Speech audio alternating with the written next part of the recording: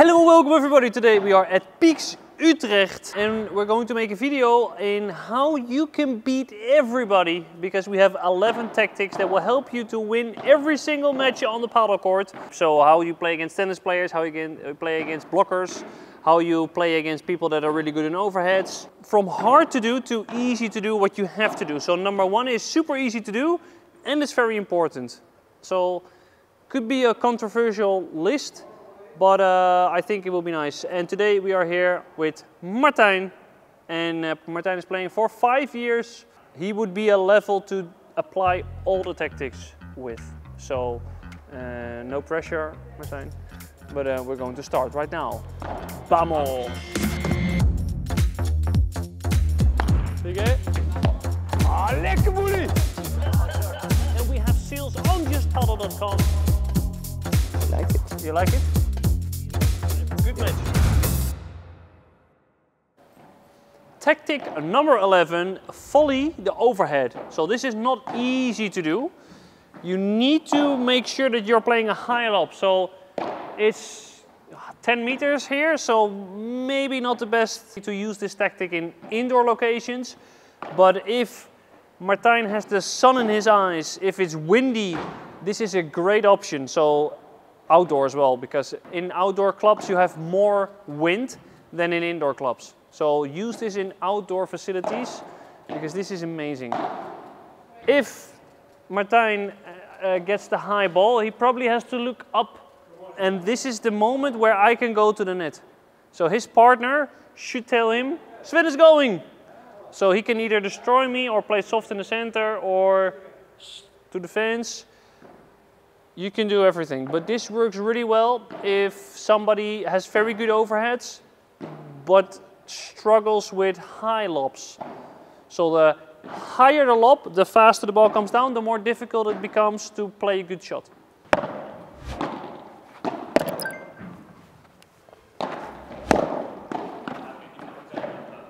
Yes, he played in the net, I won the point.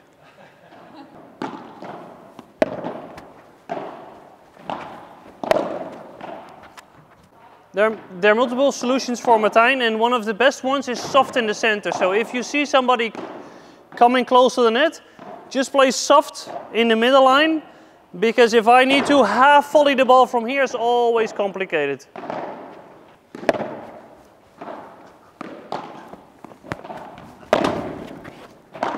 Exactly. So this is going to hurt me a lot. Also an option is to just destroy the net player. You know what to do. Oh, exactly. So I need to make sure that I lob high enough. If my lob is high enough, this will become more difficult to do for the net players. Tactic number 10 is soft on the feet volley lob. So what I'm going to do now is I'm going to play soft on the feet of Martijn. His contact point is lower than the net. And then I'm going to play the ball over him. So if I play soft on his feet, he has to go closer to the net. So that means there is more space behind him. You use this tactic against good smashers. Because if somebody's very good in the smash, if I lob high, Martijn has a lot of time to do a very good smash.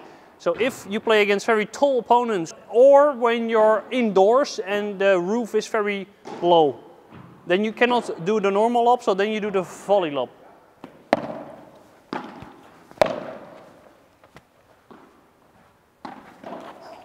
So the good thing about this tactic is that you don't get destroyed by somebody's bajada, because the ball is probably lower. So if I do a very high lob, the ball has a lot of rebound, and it's very easy for the player to bajada that shot. So if somebody has a very good bajada, this is a great option. It's also a good option to play the ball in the corner, because the ball will die there.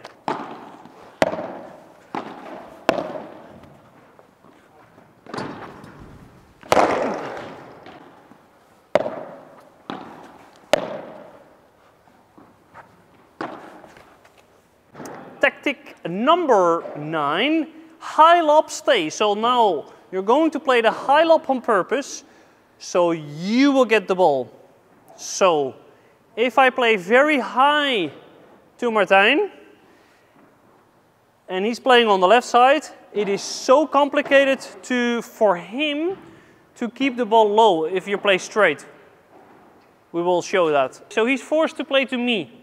So if I want the ball, I can play high to Martijn, so he plays to me. If we want my partner to get the ball, we play high to the player on the right, so they play to the right-sided player. So this works well if one of you is better than the other. Or it works well because it is very difficult for the net player to do something with that high overhead shot.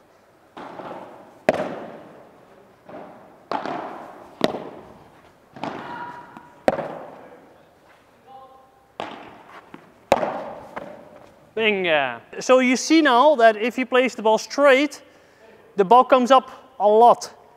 So if I am not playing really well, I play high to the player in front of me, so they play to me, and it's very easy for me to defend because the ball comes up against the glass. This also works well if somebody doesn't have like a bandeja, but more of like a flat shot. The closer I am to the fence, I would play more towards the fence. The closer I am to the middle, the more difficult that angle becomes. So high in the middle is also an option because it's very complicated to drop a fast ball, because the higher the lob, the faster the ball, the more complicated my timing is. So this tactic works great if you play outdoors. Tactic number 8, and this works well because some people, they don't know that you play paddle together. But paddle, you play together, you play doubles. So where should you position your partner if you play a very good fibra? This is the tactic. Good fibra, partner gets close.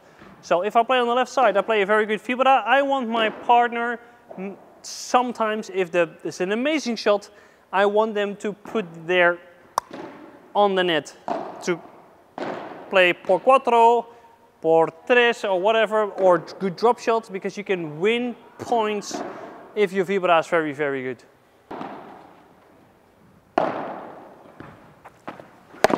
Venga!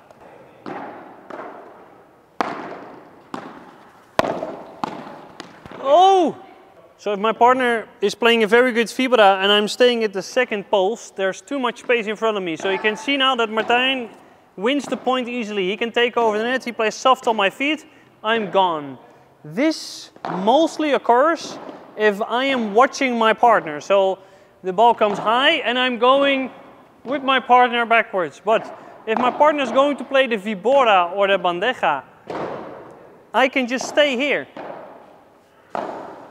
I don't need to go back. So this is likely to happen if you watch your partner and if you move with your partner.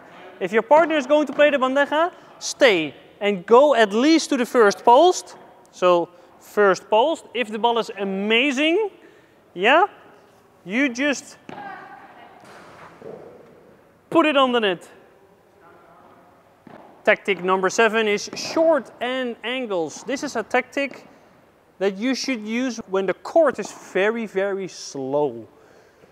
So if you play deep when the court is slow, the ball comes up against the glass. So you actually want to play shorter. So if the court is fast, ball straight is also complicated.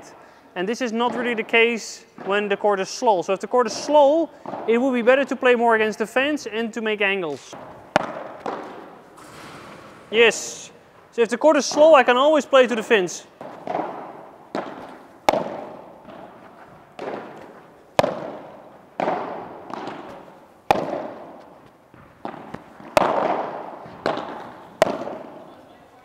So the ball doesn't even have to reach the glass. You just need to make your opponent move a lot. And if it's an overhead, we do this.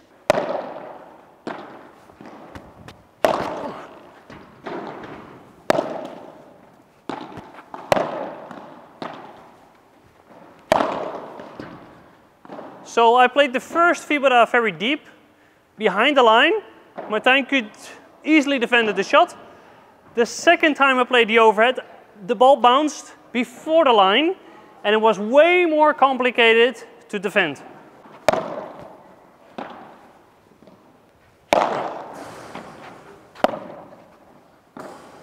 use the fence, because if the court is slow, the fence always works.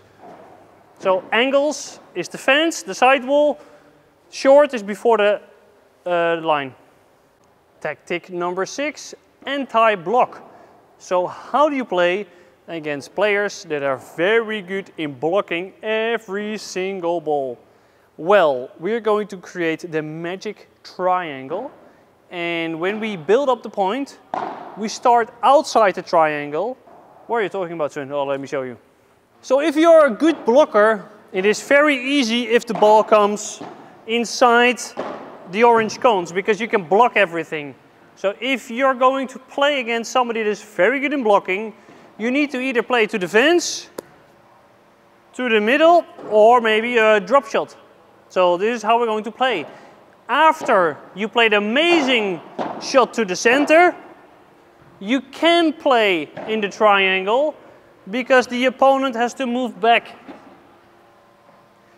Also, if you play deep, this blocking person does not really care because they can block from a volley or half volley. So it would be even better to play a little bit softer, the middle or the fence or the drop shot. So this is very comfortable for Martijn. He can just stay there, and he's even able to use the glass.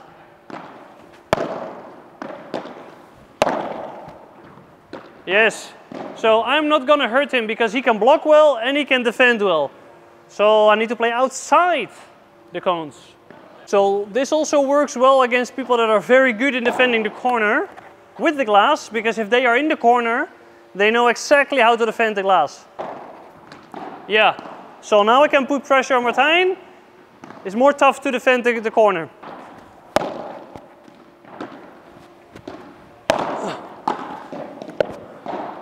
Oh, nice. If Martijn is very good in blocking my vibra, maybe I need to change my decision with the overheads.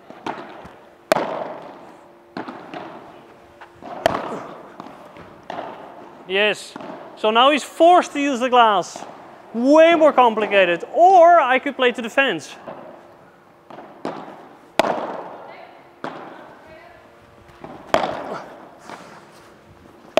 Nee!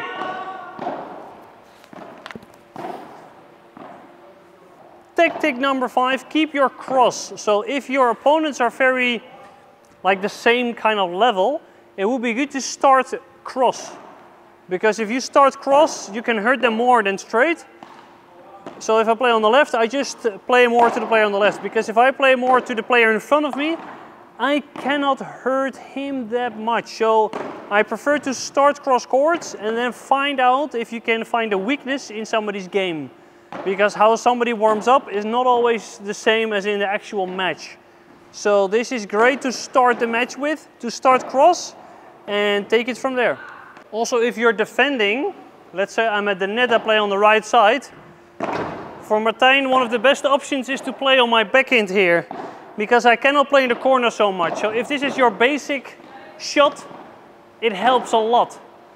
If Martijn is playing on the left side, playing to my forehand here is one of the best options because it's hard for me to make the corner. So I'm going to show that I have my forehand volley here, but I cannot hurt him that much. I can actually hurt Martijn more if I play with my backhand.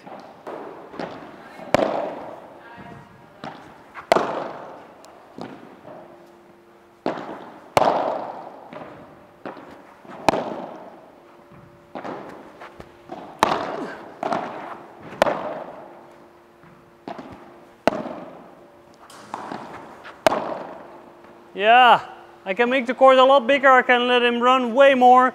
I did not play so fast. I just used the right angles. Quattro is attack the left. Why would you attack to the left side?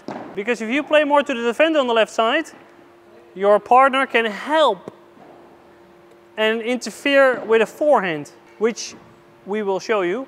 This is the best tactic to avoid getting into the fridge. So if you play on the left side and you are in the fridge, you're not getting the ball, it is most likely that your partner is playing cross courts. If your partner plays cross courts, I cannot do that much, because if my partner on the right side is playing cross, I need to defend my fence. I cannot go much to the center. So this is a tactic if one of you is worse than the other, or one of you is better than the other, depends on how you say it. Or if one opponent is better than the other one, or just the best paddle tactic, play more to the player on the left side because the left player can do more.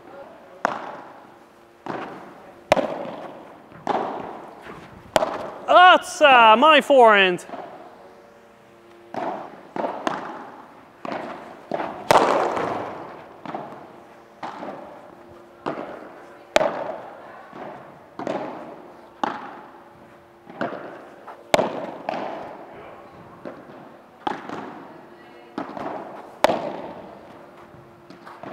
Oh, so you see, I cannot hurt Sas that much because I need to post with my backhand. So this is a very, very big difference.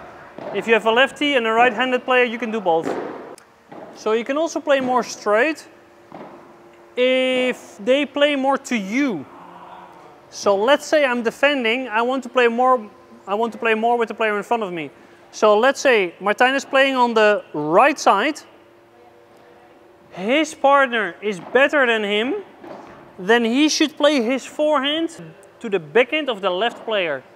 Because then I will switch, or I play straight to Martijn, which is easier to defend. So it's a little bit not the same kind of tactic, but you have to understand that playing straight sometimes is a better option.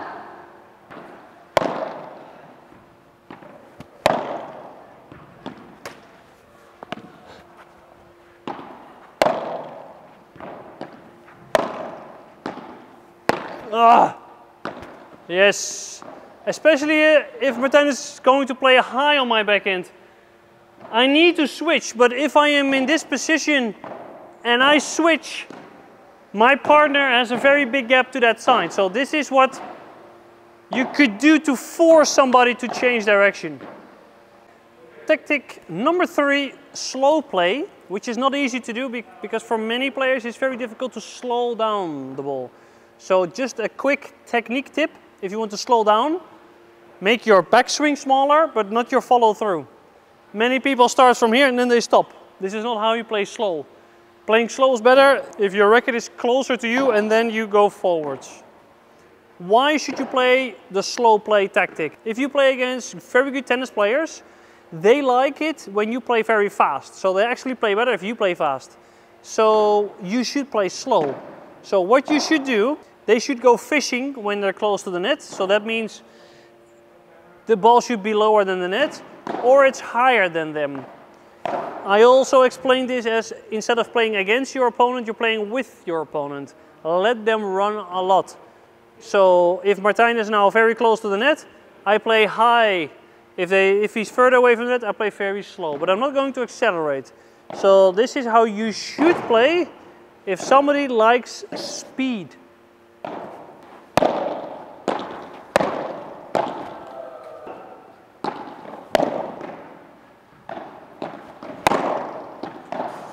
Yeah, so now Martijn played fast, I played faster to him. So if you're defending, if you accelerate, it becomes harder for you and easier for the net player. So what happens if you play slow and mixes it up with the lob?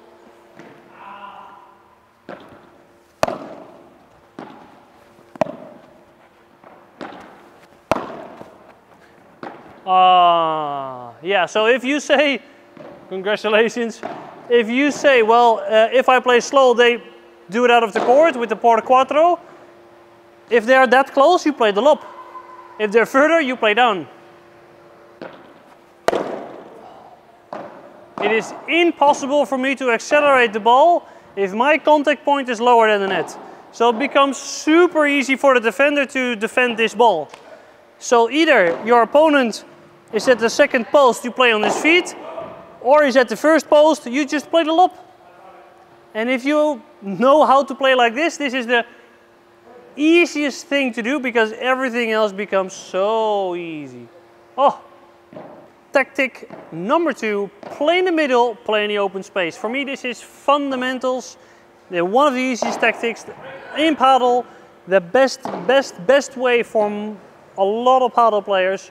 Volley in the center, and especially volley in front of the white line, because then the ball will be lower and your opponent cannot take that before the glass. It's impossible. So play from the white line, play in the middle glass, and then play in the open space. So if Martijn is going to get that ball, I play in the open space. That's it. Just keep doing that. If your volley is good enough, your opponent is not able to play the lob. If you play your volleys deep behind the line, then it's easy for them to play the lob, and then you are getting lobbed.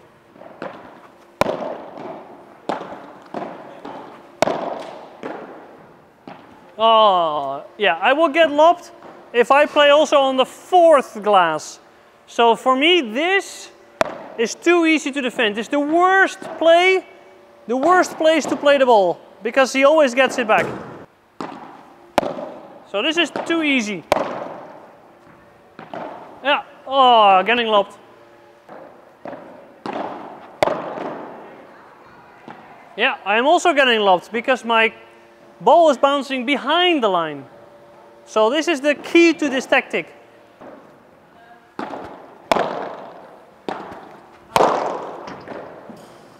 That's it, ladies and gentlemen, so easy. Tactic number one, which is by far the best tactic that I use, that helped me win so many matches, and that is playing the lob over the left shoulder of the player on the right side. If you play against two right-handed players, this is by far the best ever way to make it so easy for yourself. And also, your opponents are forced to play the bandeja vibra, which is a more difficult shot than the smash for most players. So you force them to think. It is just so good. It also helps because if they have a high backhand, you can go to the net and poach the ball. If they move around, there is a lot of space because they need to move so much. Also, the player on the left has to move so far out. If I play cross courts in the open space, I can win the point from the back of the court.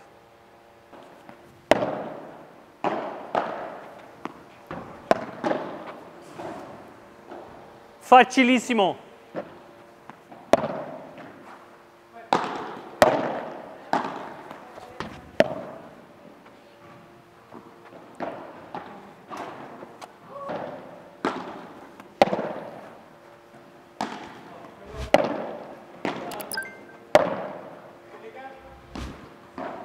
This is exactly what we want.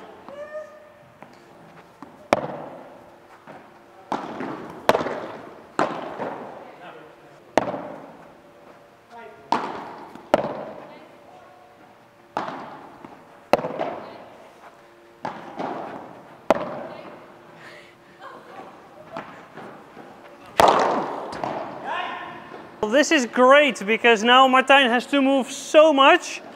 He has to run back every single time. So if I play this semi-high lob, he's running so much and it's very easy for the defenders. They don't have to run. Everything happens by itself. Please let me know what you think is the most important tip that you got from this video, or a tactic that we did not mention that works really, really well. Also, don't forget to subscribe, don't forget to like, because we're closing into 50,000 subscribers. That would be nice. So thank you everybody for watching, and I'll see you in the next episode. Hasta luego. Ciao. Adios.